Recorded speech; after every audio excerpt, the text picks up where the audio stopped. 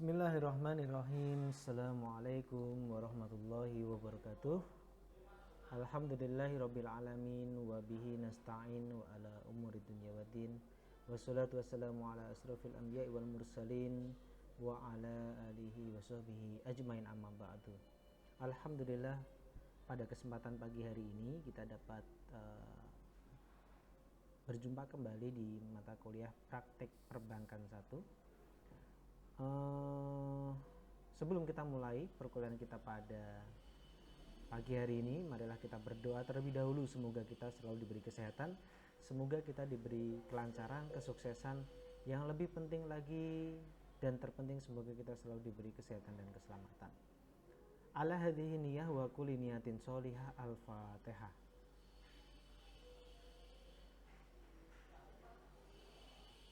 Ghairil maghdubi alaihim waladdallin, amin. Baik, minggu lalu kita sudah bahas tentang gambaran umum bagaimana aktivitas di perbankan syariah dan bagaimana perjalanan perbankan syariah kita sampai saat ini. Pada kesempatan kali ini, pertemuan hari ini, kita akan membahas tentang standar layanan pegawai. Jadi menjadi seorang pegawai perbankan syariah itu memiliki standar layanan. Nah, bagaimana standar tersebut? Nah, itu yang kita akan bahas pada kesempatan hari ini. Yang pertama, kita akan membahas dari sisi layanan. Apa saja? Yang pertama adalah ada 5 pertanyaan terkait dengan layanan. Apakah layanan itu? Itu yang akan kita bahas pada kesempatan kali ini. Kemudian, mengapa kita harus melayani? Apa yang kita jual? Kan kita melayani apa jasa yang bisa kita jual. Kemudian, siapa nasabah kita? Nah, kita akan bahas dari layanan terlebih dahulu. Layanan adalah dalam rangka memenuhi kebutuhan nasabah, ya, bahkan diupayakan melampaui. Kalau kita berbicara service excellent, itu kan memberikan, melayani lebih daripada yang diminta. Kalau seseorang minta bantuan gitu ya, maka kita memberikan bantuan yang terbaik. Itu adalah layanan. Itu service, udah masuk ke service excellent yang nanti kita akan bahas di pertemuan berikutnya terkait dengan khusus kepada service excellent itu seperti apa. Yang kedua, memberi nilai tambah, ada added value yang kita berikan, itu layanan. Yang ketiga adalah membangun efek kagum. Karena kita sebagai seorang pelayan, maka kita berharap customer kita itu puas. Maka membangun efek kagum itu adalah bagian daripada layanan. Kita melayani karena apa? Pertama, bisnis kita adalah bisnis layanan. Perbankan syariah itu kan bisnis layanan kepada nasabah. Ya. Bahkan eksistensi pegawai bank syariah itu karena ada nasabah. Kalau tidak ada nasabah, siapa yang menggaji, siapa yang akan membayar gitu. Nah, layanan adalah pembeda. Kenapa antara Aqua ini, ada mereknya ya, dengan Aqua yang bukan air mineral, saking kita brainwash oleh salah satu layanan yang membedakan itu, sampai tadi saya mengucap merek tertentu yang eksistensinya sangat luar biasa. Itu semuanya karena apa? Karena produk air minum tersebut memberikan layanan yang lebih kepada konsumernya. Yang kita jual, apalagi yang kita jual adalah jasa, solusi untuk nasabah. Nasabah datang ke bank itu bukan tanpa masalah. Nasabah datang ke perbankan syariah itu dengan membawa masalah keuangan, masalah finansial. Maka kita sebagai employee, sebagai pegawai perbankan yang memberikan solusi atas masalah-masalah nasabah tersebut. Baik masalah dia tidak memiliki dana atau masalah kelebihan dana, dia harus memanage dengan seperti apa. Yang kita berikan juga good feeling, ada ekspresi yang baik gitu ya. Kemudian pengalaman baik berbank, karena itu bagian tugas daripada praktisi perbankan. Literasi perbankan kita masih kecil. Nah, bagaimana cara kita meningkatkan? Ya, memberikan pengalaman yang terbaik buat mereka.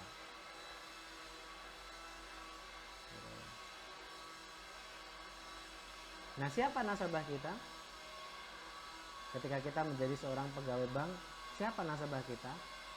Who is our customer? Customer kita, nasabah kita adalah nasabah eksternal maupun internal, yaitu setiap badan yang memerlukan layanan. Karena tidak hanya eksternal nasabah yang datang ke bank saja, tetapi juga pegawai bank kan juga punya tabungan juga, punya pembiayaan juga. Maka nasabah internal pun juga termasuk nasabah kita. Terus pertanyaannya adalah siapa nasabah nomor 1 kita? Ketika sudah bergabung dengan lembaga perbankan syariah, siapa nasabah pertama kita? Nasabah pertama kita ternyata adalah nasabah internal. Kenapa? Dia bagian daripada pejuang-pejuang yang ada di garda terdepan, yang bisa menyambungkan, menjelaskan kepada customer lain bagaimana perbankan syariah itu. Ketika ini hubungan komunikasi tidak dijaga dengan baik antara bank dengan customer nomor 1 ini, internal lebih tahu dalemannya gitu ya. Baik buruknya itu tahu banget gitu. Kalau sampai internal tidak bangga dengan institusinya, maka nanti dia bisa menyebarkan hal-hal negatif yang berdampak terhadap tidak percayanya nasabah eksternal terhadap bank tersebut. Maka yang perlu dijaga pertama kali, yang perlu diberikan servis terbaiknya adalah nasabah internal, karena dia nasabah nomor 1. Jangan karena teman sendiri terus udah nanti aja ya, gampang ya gitu dan sebagainya. Tetap dia sebagai nasabah, bahkan nasabah nomor 1. Bagaimana layanan yang bermutu?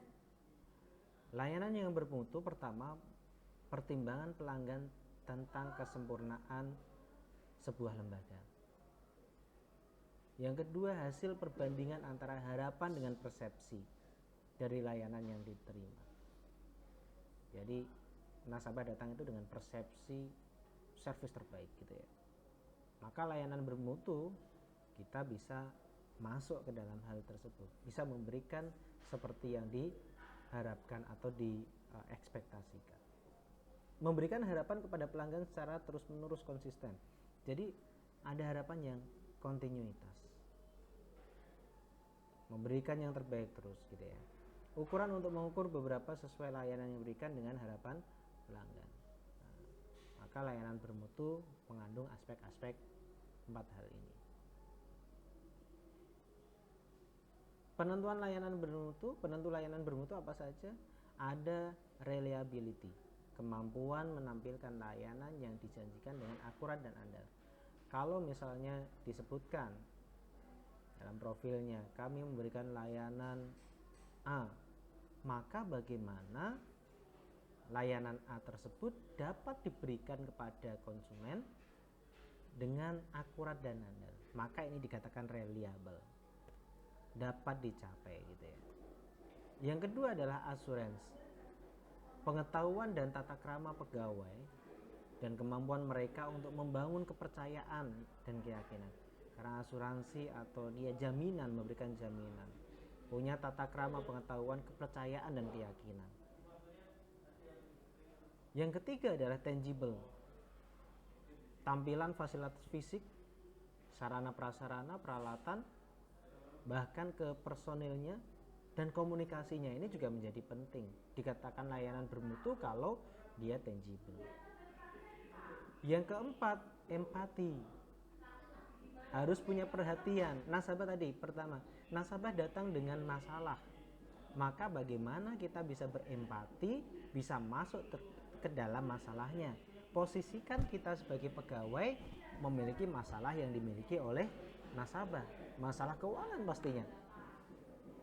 Saya nggak punya uang bang, saya baru bangkrut, ini saya mau mengajukan pembiayaan untuk bisnis saya. Jangan langsung oh tidak bisa jadi begini. Coba posisikan Anda sebagai dia sehingga kita memiliki empati yang sama. Sehingga apa? Arahan atau suggest yang kita berikan atau jawaban yang kita berikan, layanan yang kita berikan akan lebih mengena sesuai dengan apa yang dikehendaki. Karena kita bisa berempati. Yang kelima adalah responsiveness. Kemampuan membantu pelanggan dan menyediakan layanan yang segera responsif. Maka di perbankan itu ada SLA, ada layanan. Berapa menit, berapa lama, semakin cepat semakin baik. Karena nasabah itu juga punya kepentingan yang banyak sekali. Dan yang antri di belakang juga banyak sekali. Maka perbankan atau pegawai harus memiliki responsiveness agar apa layanan dikatakan bermutu. Tapi kalau lambat layanannya ya sudah, nanti yang muncul adalah stigma negatif. Di bank itu lama, lelet gitu ya. Udah nggak usah lah ke situ. Kalau nggak perlu banget nggak usah. Jadi ada efek jera yang orang tidak mau ke situ lagi. Ada 3 unsur layanan. Ada fisik harus baik, prima. Sarana prasarana bersih gitu ya. Kalau sekarang di kondisi COVID-19 menerapkan protokol kesehatan yang baik. Kemudian dari sisi SDM-nya, orangnya ramah, punya inner beauty, kemudian helpful, tadi empati dan lain sebagainya. Kemudian prosesnya, dari sisi prosesnya juga tidak bertele-tele, tidak terlalu menyusahkan, gitu ya. Kalau misalnya ada syarat fotokopi KTP, ya tidak harus nasabah pulang dulu untuk fotokopi, tapi bisa pinjam KTP-nya untuk kami fotokopikan, ya. Gitu, seperti itu kan bisa dengan proses yang memberikan kemudahan. Tapi sebenarnya sekarang udah nggak ada ya bank suruh fotokopi sendiri dari luar gitu ya KTP-nya ya. Yang ada dipinjam KTP-nya, nanti di dalam difotokopi. Jadi semua perbankan sekarang sudah menggunakan layanan yang terbaik. Berbeda dengan kalau kita misalnya ada birokrasi apa gitu ya, entah itu di pemerintahan atau di swasta, itu kalau memang syaratnya fotokopi KTP ya usernya harus fotokopi sendiri gitu. Padahal di dalam juga ada mesin fotokopi. Nah, maka bagaimana kita memberikan layanan yang terbaik? Apa yang Anda lihat dari gambar ini? Orkestra ya. Bagaimana musik dari orkestra itu? Luar biasa. Keren. Fantastis gitu kan. Suaranya, waduh. Iramanya, kemudian perpaduannya. Ini kan ada banyak alat musik, ada berapa alat musik di situ. Ini semakin banyak itu semakin indah didengarkan. Nah, konsumen itu atau nasabah itu pengennya cuma ini gitu ya. Yang dimau ya yang di hadapan kita ini. Dia pengennya dengerin musik itu ya yang indah.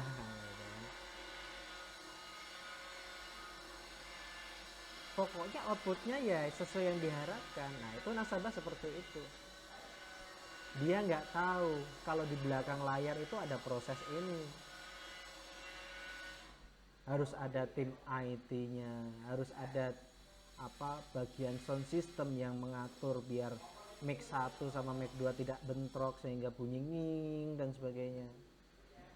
Dia nggak tahu persiapan panggung selama 1 minggu sebelumnya. Gitu ya. Pokoknya dia sudah punya ekspektasi. Ekspektasinya apa? Tadi orkestranya bagus, enak didengerin, suaranya indah. Nah, yang endingnya dia memiliki ini, yang endingnya adalah ini, dia happy. Ini persepsinya ya, persepsinya dia akan happy, dia pada akhirnya bisa menikmati dengan oh iya. Nah, apakah jangan-jangan malah yang ada di sini nanti dia sedih gitu kan, wah kok gini, waduh telinga saya kok jadi sakit setelah mendengarkan orkestra ini gitu. Nah, tentu nggak mau kita seperti itu. Maka tadi harapan nasabah seperti ini, nasabah nggak perlu tahu prosesnya di dalamnya seperti apa. Yang nasabah tahu, dia pengen punya persepsi, punya ekspektasi untuk bisa menikmati layanan dengan baik. Maka kita sebagai pegawainya, kita yang harus membuat itu. Kita sebagai koki, ya seperti kalau kita di rumah makan gitu ya, kita berharap makanan yang kita beli itu enak. Kita nggak mau tahu kokinya harus berjuang luar biasa. Pokoknya saya beli, saya harus dapat makanan yang enak. Nah itu harapan dari konsumen tuh seperti itu. Termasuk kita juga, ketika kita jadi konsumen pasti kita juga akan berharap seperti itu. Maka di sini ada moment of trust, saat-saat ketika nasabah mengalami dan menilai layanan Anda. Jadi jangan salah, kita bekerja tidak hanya kita memenuhi kewajiban, tetapi di situ ada nasabah yang melihat, ada nasabah yang menilai. Yang efeknya tidak hanya kepada kamu sendiri, kita sendiri, tetapi juga kepada institusi yang kita di situ bekerja. Efeknya ke apa? Ke pendapatan dari bank tersebut. Ada juga unsur visual audit, pemeriksaan dengan cara visual. Nasabah itu akan melihatnya gitu. Maka ada persepsi bank syariah tidak syariah. Dari sisi mana? Nasabah yang mengatakan. Kenapa? Karena pegawainya masih mengatakan ada bunga, masih mengatakan prinsip-prinsip yang sama dengan konvensional, masih mengatakan ada denda dan sebagainya. Ya memang ada denda keterlambatan, tetapi dengan penjelasan yang sama persis dengan di konvensional. Bahkan mengatakan sebenarnya kita itu sama kok dengan yang konvensional gitu kan. Jadi ada kadang pegawai yang memiliki servis yang seperti itu, sehingga jangan salahkan nasabah kalau nasabah punya persepsi yang seperti yang tadi dikatakan. Nah, ada moment of impact juga, waktu langka ketika seseorang berlaku melampaui tugasnya, berinovasi, bertindak di luar kebiasaan, dihargai dan lain.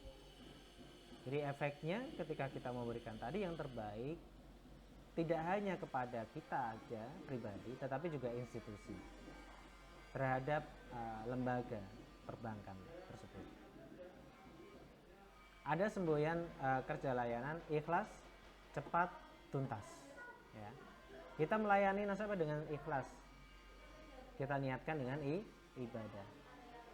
Nah, seperti pernah ada pertanyaan dari customer service kepada seorang DPS mengatakan, "Saat saya iri dengan teman-teman di back office yang ada di belakang layar."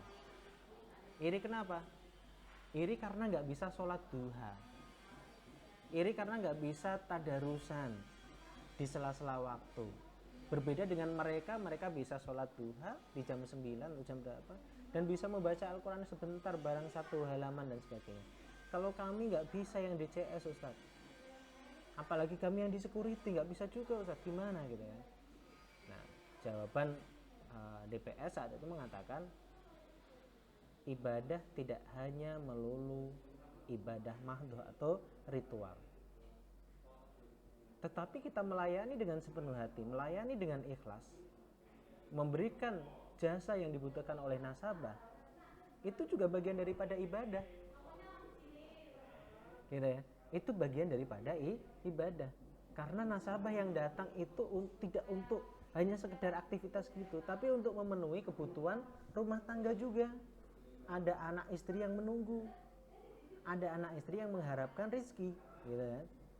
Ketika kita bisa membantu dia dan dia bisa membantu keluarganya, pahala yang kita dapatkan juga banyak, besar. Maka ketika kita bekerja, kita harus bekerja dengan ikhlas. Kita niatkan untuk ibadah. Sama-sama capeknya, kalau nggak diniatkan ibadah sama aja rugi nanti ya Anda. Maka niatkan untuk ibadah. Bahkan kita niatkan untuk syiar, untuk menyebarkan bahwasanya ini loh, kita punya perbankan syariah, kita punya lembaga keuangan yang sesuai dengan syariah. Yang dulu kita takut dengan riba, kita nggak mau memakan hasil riba dan sebagainya, kita punya solusinya, ayo kan. Kalau tidak kita, siapa lagi kan itu ya. Kemudian cepat. Nah, kalau kita memberikan layanan ya harus cepat, tak gitu ya. Menyelesaikan pekerjaan sesuai dengan standar waktu yang dijanjikan. Di bank itu ada SLA-nya. Buka tabungan berapa menit gitu ya. Konsultasi berapa menit. Ada ATM rusak berapa menit. Nah, jadi ada standar layanannya. Tuntas ya sampai selesai. Kalau nasabah butuh tabungan ya berarti pulang dengan sudah membawa tabungan. ATM-nya ketelen, pulang sudah bawa ATM gitu ya. Kecuali ATM-nya pengen yang ada namanya, baru nanti 1 minggu. Intinya apa? Kita harus ikhlas, karena bekerja itu kita niatkan ibadah. Kita bekerja untuk mencari nafkah untuk anak dan keluarga. Cepat, karena nasabah juga butuh waktu yang cepat ya, karena dia juga punya aktivitas yang lain. Semakin kita cepat, tentu akan memberikan efek yang baik kepada dia. Kita juga harus tuntas, jangan ditunda-tunda untuk keesokan hari. Nah, di perbankan itu dibiasakan seperti itu. Pekerjaan hari ini harus selesai hari ini. Besok ada pekerjaan lain. Kalau pekerjaan hari ini kita bawa besok, besok akan numpuk lagi, kita bawa lagi besok lagi dan seterusnya. Maka pekerjaan harus tuntas.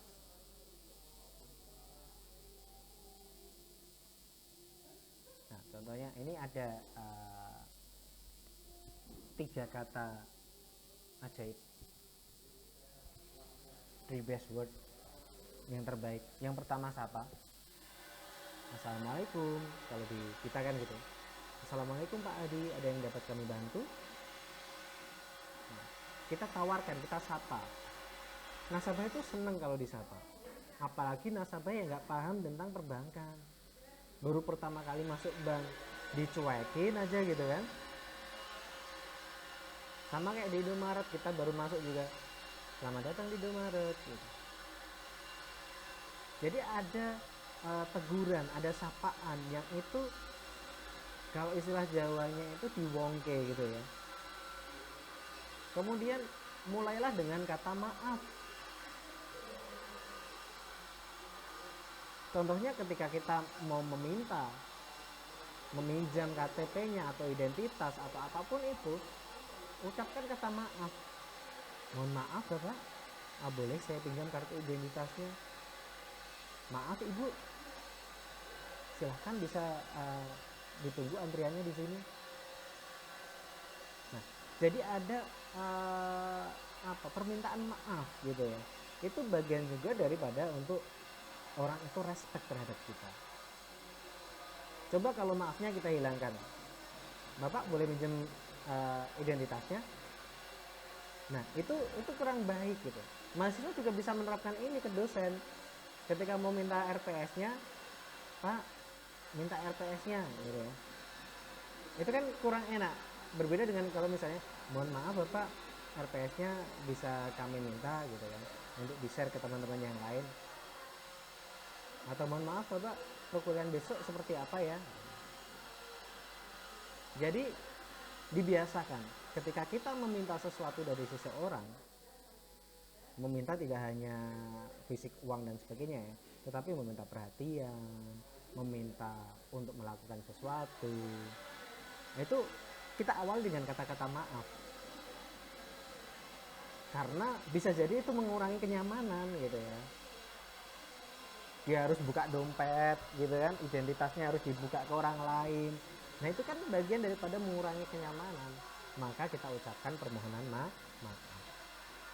Yang terakhir ketika sudah, ya jangan sekedar langsung ini Pak sudah gitu ya. Ucapkan terima kasih.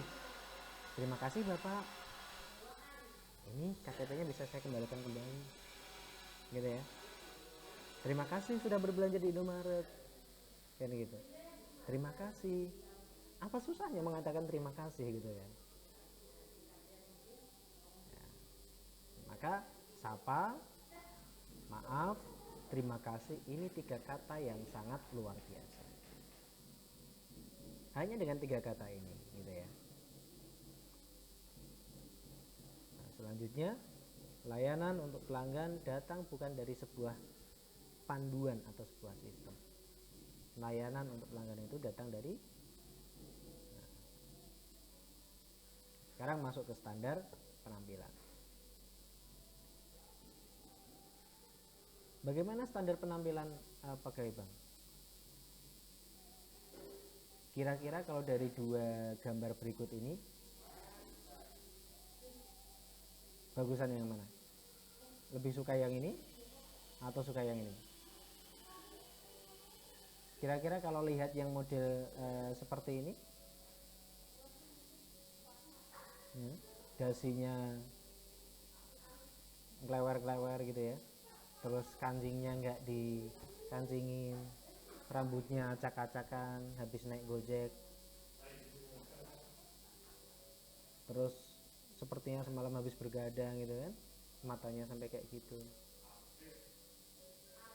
Kalau kita jadi nasabah melihat pegawai bank seperti itu, suka nggak gitu? Apalagi bisa jadi bau badannya juga menyengat belum mandi. Nggak asik ya. Lebih asik yang satunya itu ya, yang di atas ya, rapi gitu ya. Walaupun sudah tua tidak ganteng, tapi kan tetap auranya itu aura positif gitu yang muncul. Nah, di perbankan ada standar layanan dari sisi penampilan. Bagaimana kita memberikan kesan yang terbaik dari sisi penampilan.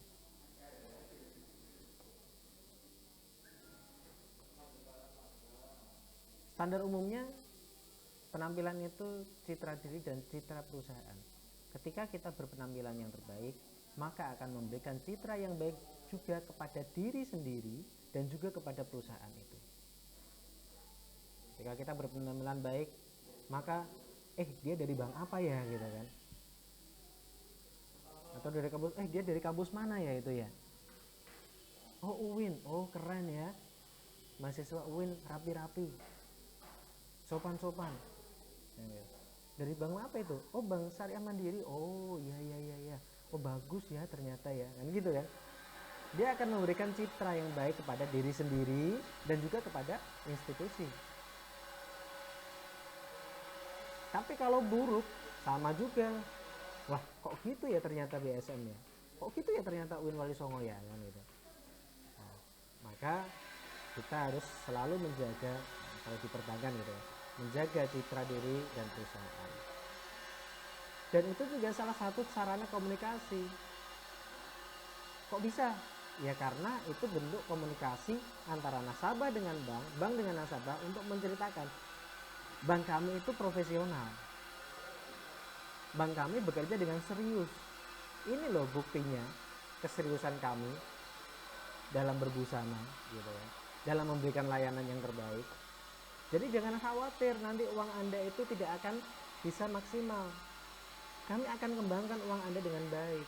Karena apa? Karena kami profesional. Gitu ya. Maka di sini ada faktor penunjang terkait dengan aspek penampilan. Kebersihan badan, bau mulut gitu ya. Kalau laki-laki yang suka merokok, maka ya pakai fresh mint dan sebagainya lah ya. Syukur-syukur nggak suka merokok. Biasanya kalau frontliner itu dilarang merokok kalau nggak salah itu ya. Karena apa? Nanti berkaitan langsung dengan nasabah, baunya nggak enak gitu. Bau badan, nah ya pakai deodoran dan sebagainya itu wajib gitu. Jadi di bank itu nggak boleh sampai ada keringat-keringat gitu ya. Terus ya penampilan nggak bagus itu jangan, nggak ada. Wajahnya juga harus fresh, nggak banyak berminyaknya misalnya gitu ya. Kerapian tata rias, kerapian rambut, nggak ada itu pakai bank itu gondrong gitu ya. Kukunya juga harus pendek semuanya karena dia nanti akan minjem apa itu ketika menyerahkan KTP atau minta identitas itu kan kuku jempolnya kelihatan. Kalau sampai kukunya panjang-panjang hitam-hitam itu kan wah, memberikan kesan sendiri yang tidak baik. Busana juga profesional, masing-masing bank punya standarisasi.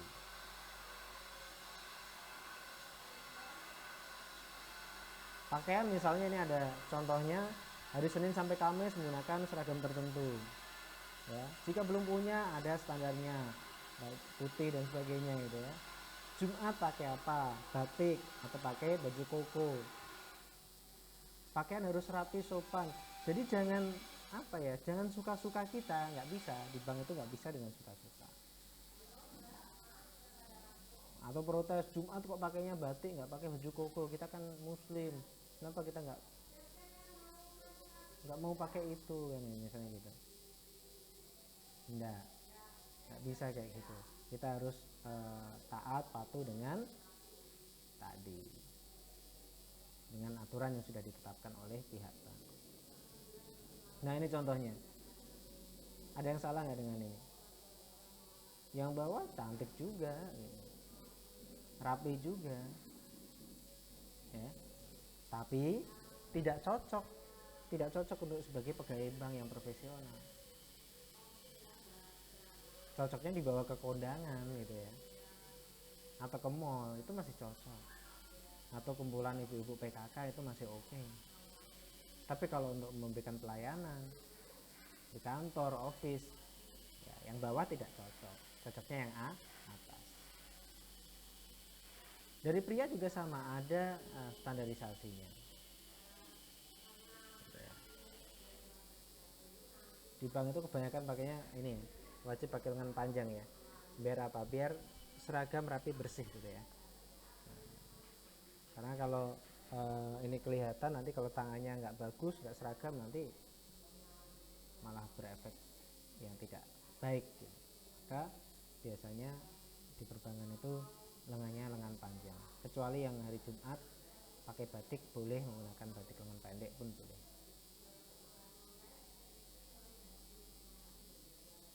Nah ini dari sepatu juga nggak asal itu ya, ada aturannya. Misalnya high heel itu juga ini, yang high heel kayak gini itu ada maksimalnya 5-7, nggak boleh terlalu tinggi. Nah, bersemir dan tidak kotor ya, harus rapi terus. Maka dulu waktu kerja di bank, tiap pagi sebelum kerja ya pasti akan menyemir sepatu gitu,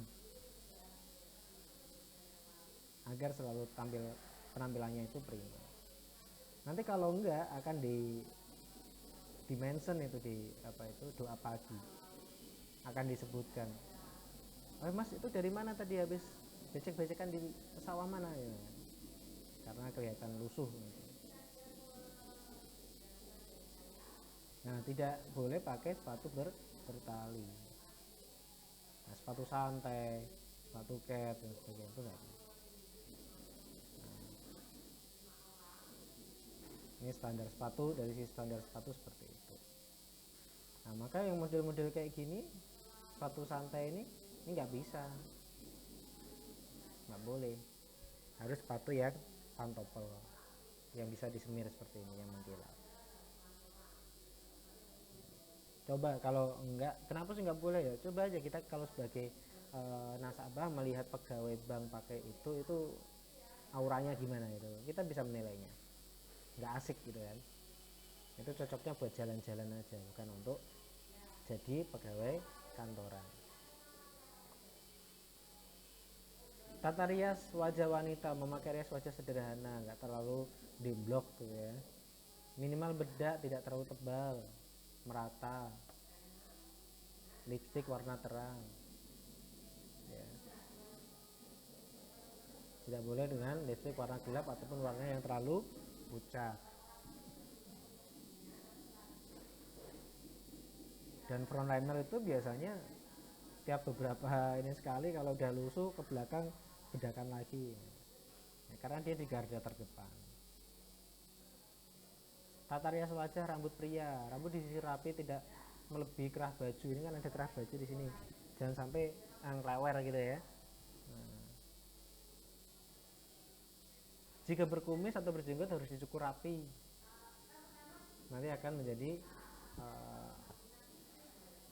bahan pembicaraan pimpinan, nanti bisa disampaikan di 2 pagi gitu. Jika menggunakan minyak rambut tidak memberikan kesan berminyak ya. Jadi tetap rapi gitu ya. Maka penampilan pegawai bank itu selalu rapi kapanpun dimanapun.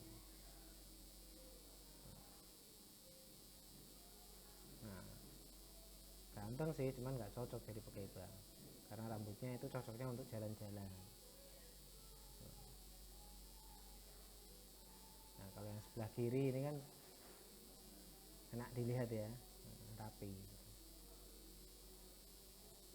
Aksesoris boleh nggak pakai aksesoris? Boleh-boleh saja. Wanita pergelangan tangan pakai gelang dan jam tangan gitu ya. Cincin maksimal 1 titik pada 1 tangan. Jadi kalau 2 tangan ya berarti ada 2 titik. Wajah kacamata boleh. Bros 1 aja, entah di sini atau di sini nggak ada ya. Gitu. Jika harus menggunakan softline atau kawat gigi, gunakan yang warna natural, jangan terlalu mencolok. Pria jari cincin pada 1 tangan aja kan ya, pria itu punya ini ya, cincin juga ya, itu 1 tangan aja. Pergelangan tangan, jam tangan, dasi. Nah, kalau di bagian dasi ada jepit dasinya. Baju pakai manset dan pin. Nah, dalamnya ini manset. Wajah kacamata. Nah, ini cincinnya yang diperbolehkan cincin-cincin mas kawin gitu yang resmi, bukan batu akik. Nanti bukan dikira pegawai bank tapi dikira dukun nanti ya. Name tag yang sesuai yang udah diterbitkan. Kalau misalnya di institusi tersebut pakai yang model clip on gitu ya berarti pakai itu. Kalau pakai tali ya berarti sesuai dengan yang diarahkan pakai tali. Kalau yang pakai yuyu itu yang bisa ditarik jedet gitu, itu ya boleh pakai itu. Masing-masing perusahaan punya kebijakan terkait dengan name tag. Nah, kayak kalau di BSM itu dijepitin di saku gitu ya. Kalau di OJK itu kayaknya kalau pakai tali. Kalau di Winwali Songo pakai yoyo tadi. Pastikan name tag tidak tertutup jilbab. Tujuan name tag itu kan untuk menginformasikan identitas. Jadi kalau ada penyalahgunaan sesuatu, nasabah bisa langsung mencatat namanya, bisa disampaikan. Name tag harus sesuai dengan name desk. Jadi ya nggak boleh pinjam lah ya. Misalnya namanya itu Nasrul, di name desknya di meja itu ya namanya Nasrul. Jangan yang sedang bertugas harusnya Nasrul tapi yang datang Fahmi misalnya itu. Tapi kan nama saya sendiri jadi boleh aja. Meja kerja dan counter. Nah, misalnya itu contohnya Mila, name tag-nya Rani misalnya gitu. Ya nggak bisa, nggak boleh. Maka kalau namanya Rani, name desk-nya juga harus Rani. Bersih dan rapi, tidak berdebu pasti. Apalagi sekarang protokol COVID misalnya gitu. Tidak ada benda yang tidak semestinya, misalnya kertas berserakan, tas, dompet, makanan, atau ada miniatur bis di situ, atau ada apa itu Lego, itu enggak boleh. Tersedia alat tulis yang berfungsi digunakan oleh nasabah. Kalau di frontliner berarti ada pulpen gitu ya, yang bisa dipakai untuk nasabah. Misalnya nasabah pinjam pulpen, mana ada pulpen enggak? Oh enggak ada, beli dulu di luar. Enggak seru.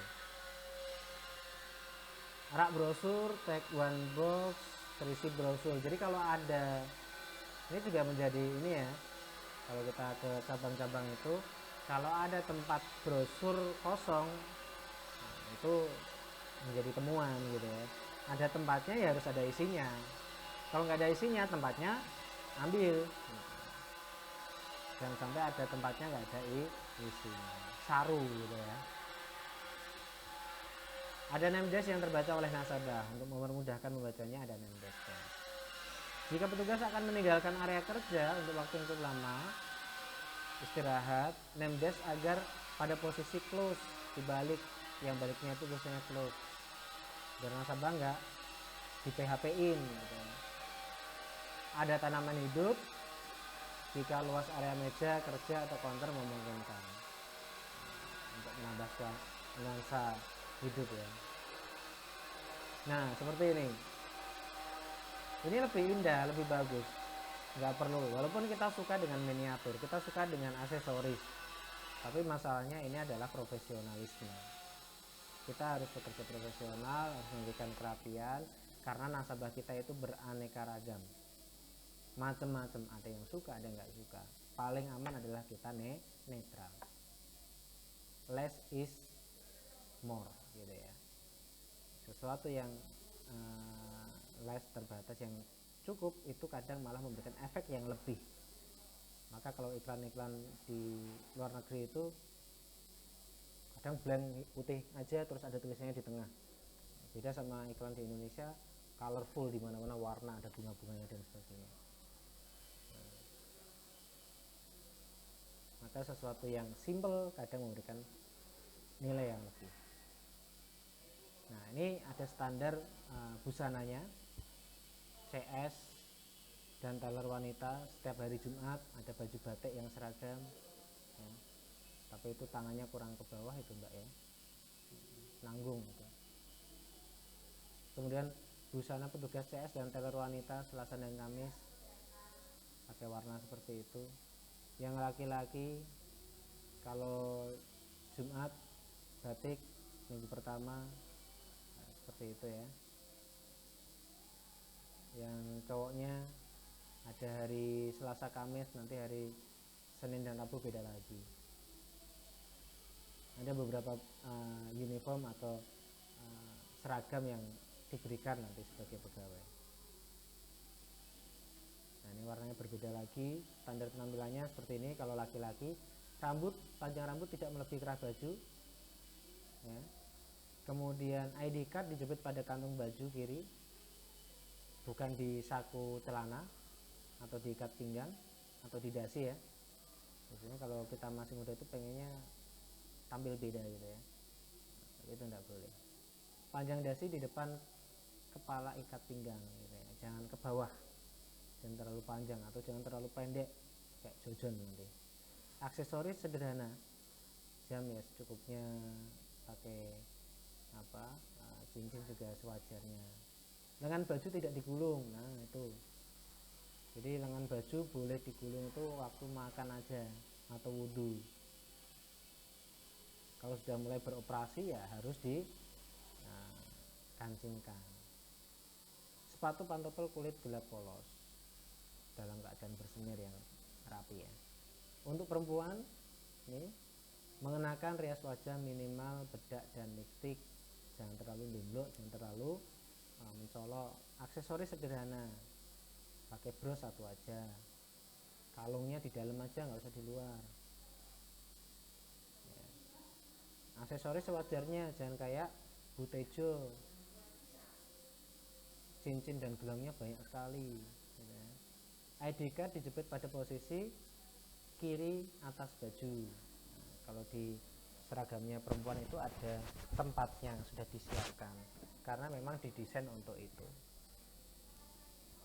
Sepatu pantofel kulit gelap dan tertutup dengan tinggi maksimal 7 cm, minimal 5, biar menambahkan elegan gitu ya.